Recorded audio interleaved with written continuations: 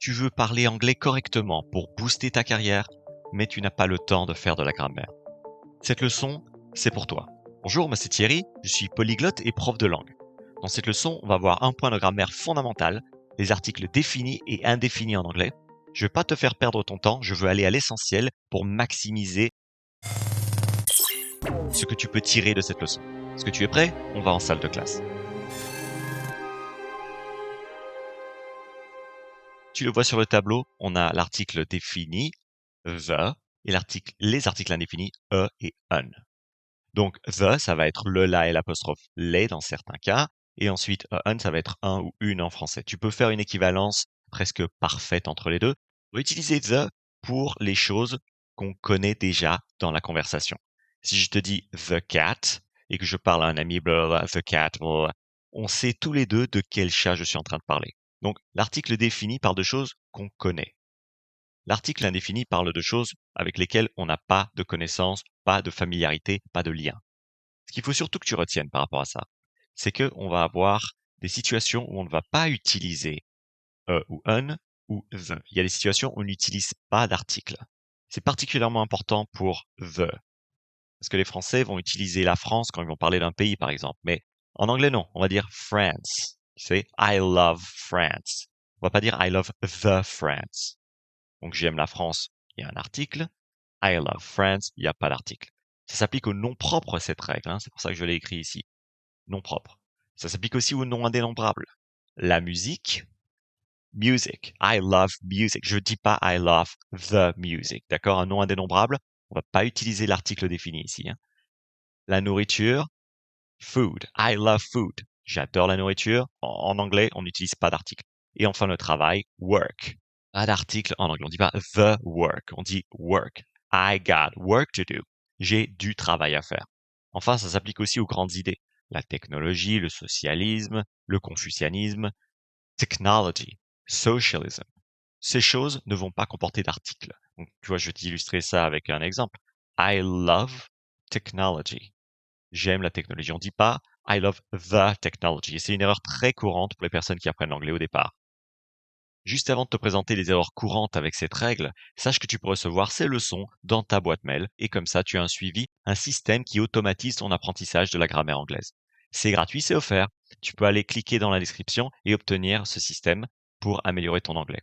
Maintenant, on retourne en salle de classe. Une erreur basique, une erreur basique, c'est de ne pas faire la différence entre et un. Donc, quelle est la différence entre et un? Si on se dit I love apples, j'aime les pommes, tu vois, ici, il n'y a pas d'article. Hein. Attention, c'est très bien de rappeler ici qu'avec ce pluriel, il n'y a pas d'article. I love apples. Mais si je dis there is an apple, il y a une pomme. Tu vois que j'ai mis un et j'ai pas mis qui est censé être un ou une. Hein, en français, je l'aurais écrit ici. Que tu suives bien, un ou une. There is an apple. There is a cat. Avec cat, je n'utilise pas le N. Alors tu peux facilement déduire pourquoi, non? Et ici, est-ce que tu vois une différence? Quelle est la différence majeure entre cat et apple? Oui, tu vas voir qu'il y a une voyelle ici, hein, et là, il y a une consonne. Mais cette règle est un peu plus subtile que ça, il faut que je revienne sur toi en one-on-one. C'est pas une question d'avoir seulement une voyelle et une consonne qui va déclencher ou un. Hein. Non, il faut aller voir un peu plus loin. Si je te dis a unique cat, un chat unique. Tu vois que j'écris pas un. Pourquoi? En fait, ici, on a un son qui est considéré comme un son consonantique. You. Et you est considéré comme un son consonantique. Donc, c'est pour ça que je dis pas un unique. Et si tu essayes de prononcer un unique, tu vas pas avoir un grand flow dans la conversation. An apple. Il n'y a pas de friction. C'est un apple. An information. Mais, a unique, il y a comme une cassure ici. Il y a comme une brisure. Il y a comme quelque chose qui ne fonctionne pas. C'est pour ça qu'on va dire a unique cat. Ceci est un son consonantique, et donc la règle de mettre un devant un son consonantique ne fonctionne pas. Continue. On vient de voir les erreurs fréquentes. Quelques exemples. J'ai reçu le rapport que tu m'as envoyé. I read the report you sent me. Le rapport, the report. Il n'y a pas de différence entre les deux langues ici, le français et l'anglais. She found an interesting article on marketing. Elle a trouvé un article intéressant sur le marketing.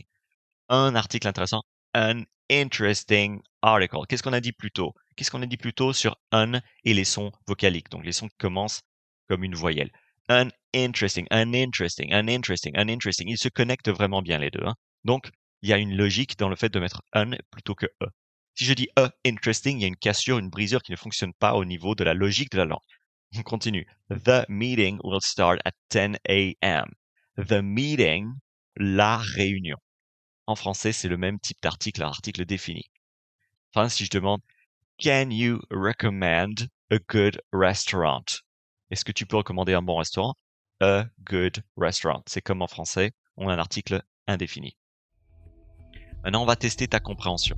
Pour vérifier ta compréhension, complète les phrases suivantes avec the, un ou rien.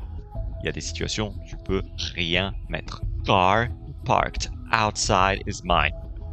Voiture parquée dehors est à moi, est la mienne. Qu'est-ce que tu diras ici? Je te laisse quelques secondes.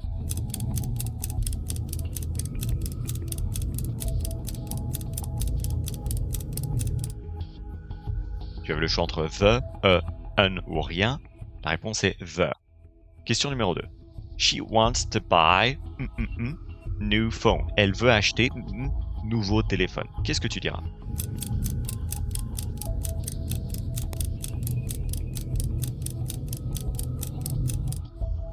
Elle veut acheter un nouveau téléphone. She wants to buy a new phone. On continue. Phrase numéro 3. I will visit museum this weekend. Je visiterai musée ce week-end. Qu'est-ce que tu dis?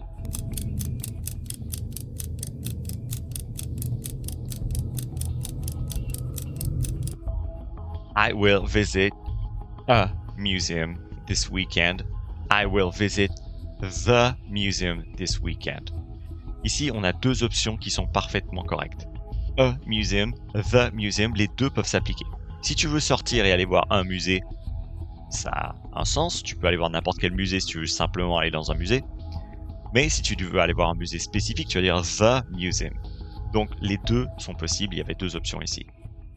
Phrase numéro 4. He believes in communism. Il croit au communisme. Qu'est-ce que tu diras en anglais?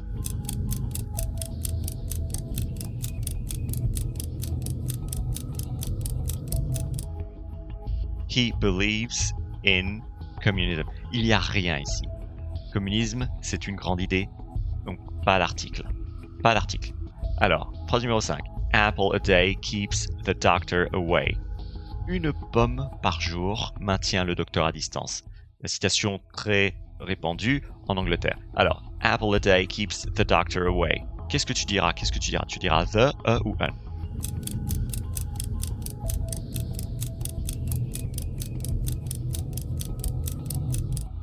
La réponse sera un.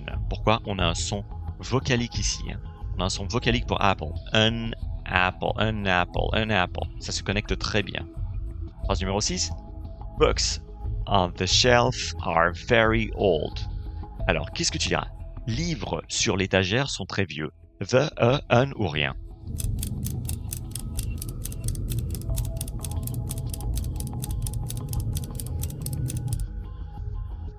The books on the shelf are very old. On n'a pas vu beaucoup de situations avec des articles ici et des pluriels. C'est une bonne situation pour illustrer ça. The books on the shelf. Les livres sur l'étagère, c'est comme en français. Finalement, dernière question. I love technology. J'aime la technologie. Qu'est-ce que tu diras? The, a, un ou rien.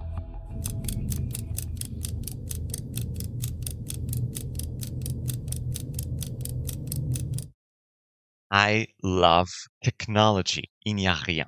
Pourquoi? Technologie, c'est une grande idée. Donc, on ne met pas l'article en anglais pour l'utiliser dans ce contexte. I love technology. Maintenant, je reviens sur toi en face à face. Aujourd'hui, on a vu la différence entre the, a, un et parfois l'absence d'articles pour les articles définis et indéfinis en anglais.